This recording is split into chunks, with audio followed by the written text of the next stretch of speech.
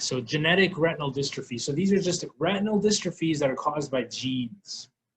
So this is the egg yolk. When you think of egg yolk, think vitelliform. That's what vitelliform means. It means yolk-like. It's Best disease.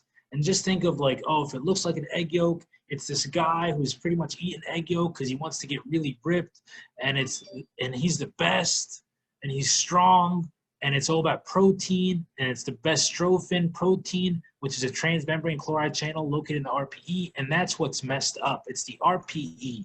When the RPE in the choroid is messed up, it's not the ERG that's bad, it's the EOG. So it's basically the basolateral membrane of the RPE in the choroid, which the RPE now starts to affect the EOG.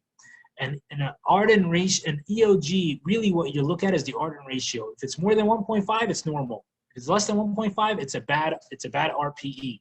So this is a bad RPE, and it's an Arden ratio of less than 1.5. An EOG looks like an egg, EGG. So it's kind of all together. Again, it's dominant, it's the best, it's autosomal dominant. Stargardt's, I literally just like thought of Drew Barrymore, who I like absolutely love. Stargardt's, you know, this is a picture of Stargardt's, and she's a star. She's got her own star to Hollywood fame. And the hallmark of Stargardt's, as we all know, is the dark choroid. It's these retinal vessels that are highlighted against a black choroid because the choroid has so much lipofuscin that it's blocking all the vessels below the retina. You can't see the choroid vessels. You only see the retinal vessels. And it's a dark choroid, and she started off being in some dark-ass movies. One of the first dark movies was that she was a little girl who used to just light people's houses on fire. It was a sick movie, but pretty good, actually.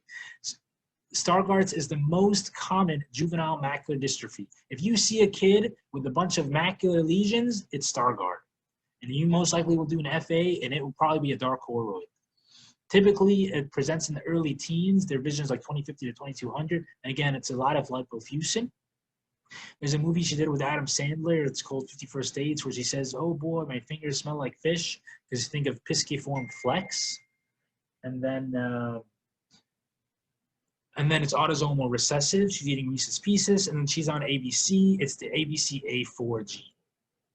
A lot of stuff could be fit with all this. This helped me so much because I used to get Stargardt's and Best messed up a lot. This is basically atrophy from the outside. This is gyrate atrophy. With gyrate atrophy, you got to think of four things. Number one, there's going to be gyrate lesions of the retinal choroid. Number two, these guys have posterior subcapsular cataracts. This was a test question.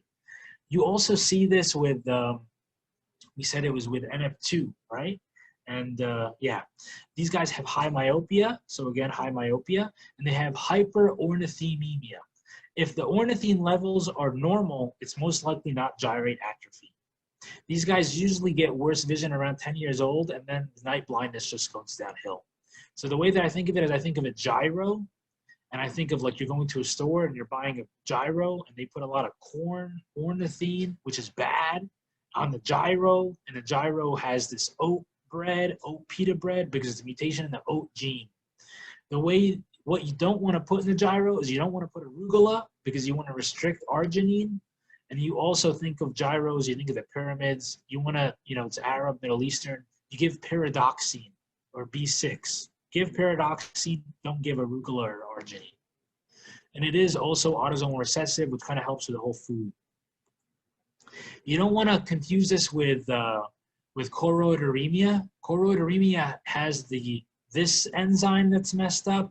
It's a CHM gene. It's X-linked recessive. It's not autosomal recessive. And they have also scalloped areas. But the key word is with